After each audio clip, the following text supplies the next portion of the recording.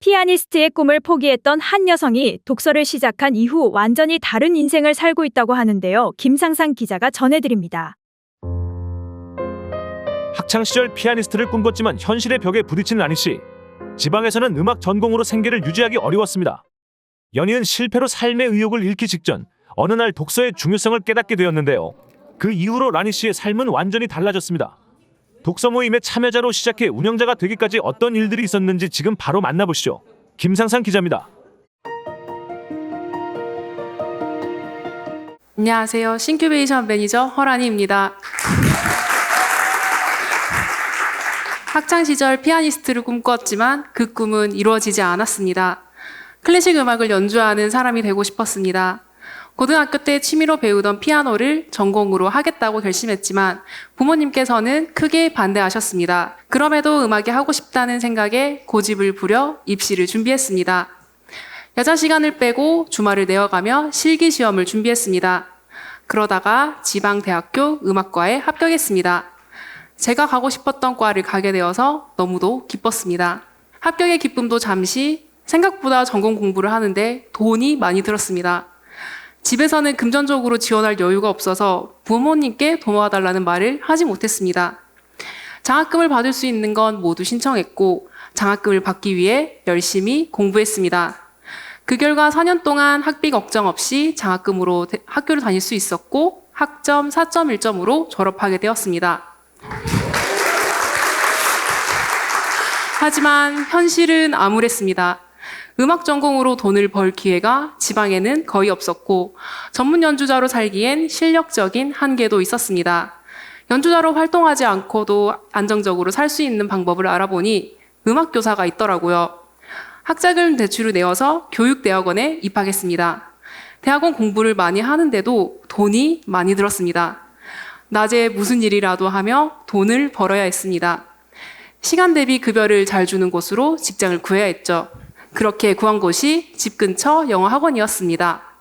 영어 전공이 아니었지만 사회초년생의 패기를 좋게 보셨는지 함께 일해보자고 하셨습니다. 대학원 생활과 직장 생활을 병행하다 보니 업무에도 대학원 공부에도 집중하지 못했습니다. 직장에서도 많이 혼나고 대학원 과제 결과도 좋지 못했습니다. 어느 것 하나 제대로 하는 게 없었습니다. 왜 이렇게 힘들까? 왜 나에게만 이런 시련이 닥칠까? 불평, 불만을 터뜨렸습니다. 직장에 출근하기도 싫고 대학원도 그만두고 싶었습니다.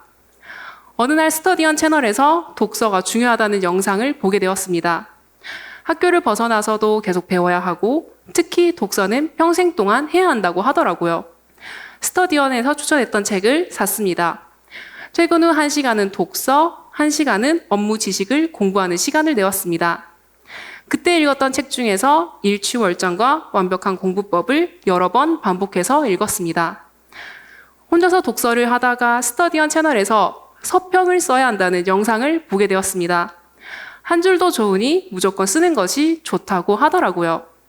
좋은 건 다 따라하자는 마음으로 블로그를 파서 아무렇게나 썼습니다. 그게 저의 첫 서평이었습니다. 책을 읽고 서평을 쓰고 업무와 관련된 공부를 하다 보니 직장에서 혼나는 일이 줄어들었습니다.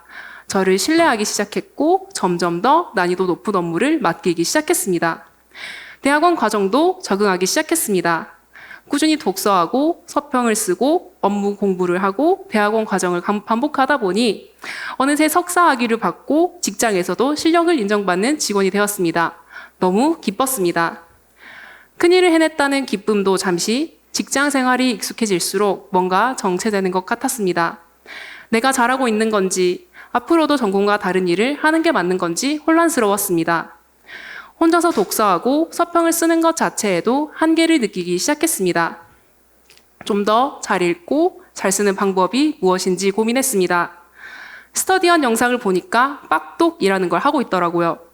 신청하고 싶었는데 서울에서 하니까 망설여졌습니다. 그렇게 신청하지 못하고 있던 와중에 대전에도 빡독이 있다는 걸 알게 되었습니다. 서울보다 가까우니까 여기부터 가보기로 했습니다. 대전 빡독에 가보니 저처럼 독서하고 성장하고 싶은 분들이 많이 계셨습니다. 항상 혼자서 책 읽고 공부하기가 많이 외로웠는데 비슷한 분들을 만나니까 너무 좋았습니다.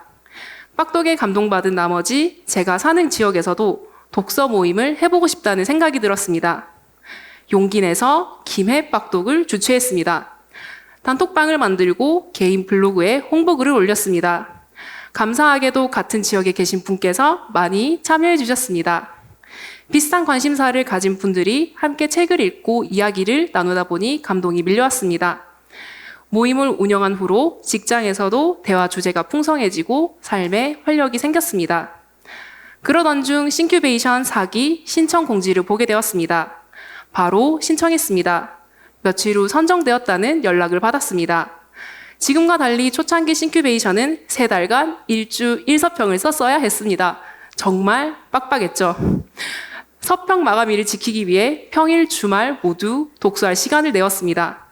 처음에는 다 읽을 수 있을지 막막했지만 막상 시간을 내서 읽어보니 어떻게든 되더라고요. 그렇게 12주 동안 총 13권의 책을 읽고 서평을 마감내 모두 다 제출했습니다. 싱큐베이션 덕분에 독서 임계점을 넘기고 정말로 독서가 삶의 한 부분이 되었습니다. 누가 시키지 않아도 매일 시간을 내서 독서하게 되었습니다.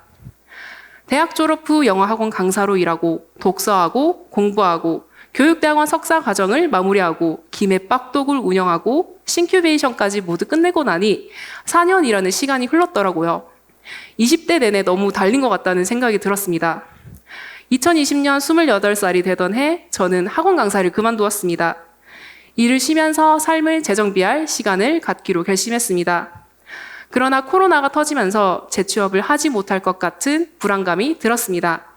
하지만 책에서 본 불안할수록 현재에 집중하라는 말을 기억하며 주어진 일을 해내는데 집중했습니다. 퇴사 후 1년간 직장에 다니느라 제대로 못했던 시간 관리를 체계적으로 하기 시작했습니다. 일을 쉬는 동안 읽었던 모든 책을 서평으로 남겼습니다. 퇴사 후 읽은 책은 70권, 서평 70개, 개인 글쓰기는 약 200개를 완성했습니다. 또한 하루도 빠짐없이 데일리 리포트를 쓰며 나쁜 습관들을 고쳤습니다. 그러던 중 싱큐베이션에 다시 참여했습니다. 서평을 보고 윤충희 팀장님께서 극찬하시며 상상스퀘어 프리랜서로 함께 일해볼 것을 제안했습니다. 좋은 기회라고 생각해서 바로 하겠다고 말씀드렸습니다. 제가 했던 일은 칼럼 쓰기였습니다. 처음에는 시행착오를 겪었지만 피드백을 받고 개선하면서 점점 결과가 좋아지기 시작했습니다. 약 10개월간 일하며 총 450개의 칼럼을 썼더라고요.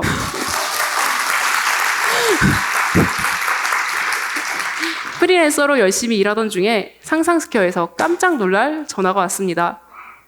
라니님, 저희와 함께 일하시죠. 너무 기뻤지만 현실이 막막했습니다. 평생 지방에서 초, 중, 고 대학까지 다녔고 지방에서만 일했기에 고향을 떠나서 살 용기가 나지 않았습니다. 지금 통장 잔고로는 살 곳을 마련하기에 턱없이 부족했고 연고가 없는 곳에서 정착할지도 망설여졌습니다. 이런 이유로 입사 제안을 2번이나 거절했습니다. 3번째 같은 내용으로 전화가 왔을 때 입사하겠다고 답했습니다.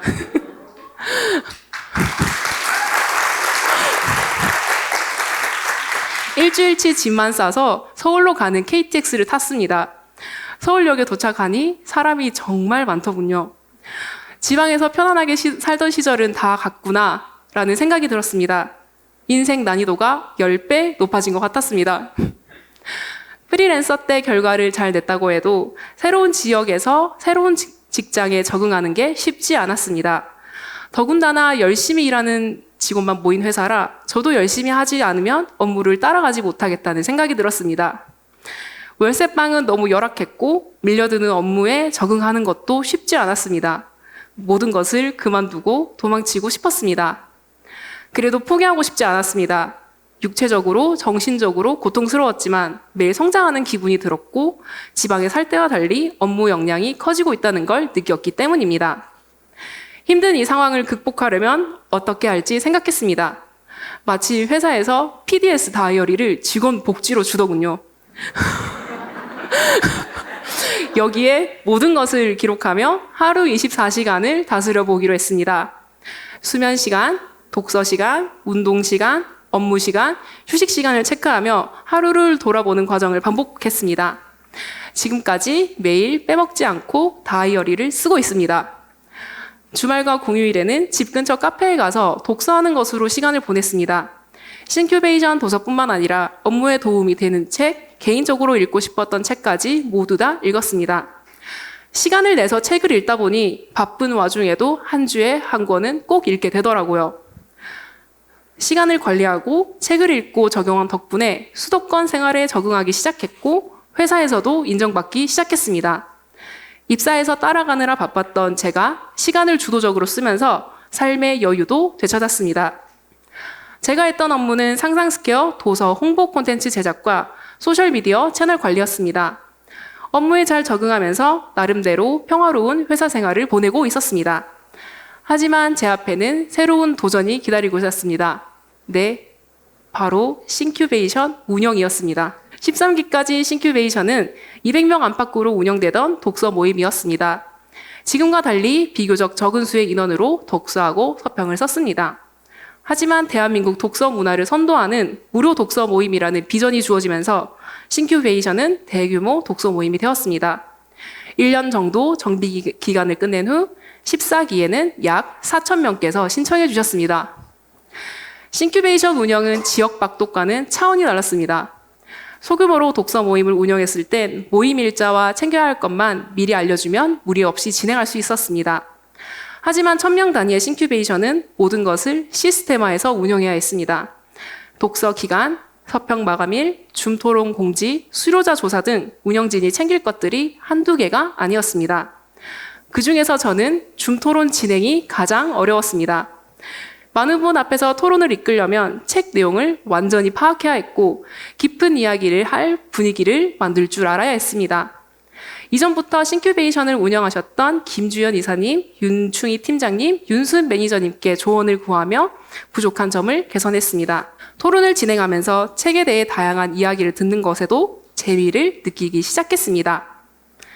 기회는 준비된 사람에게 온다는 말이 있습니다.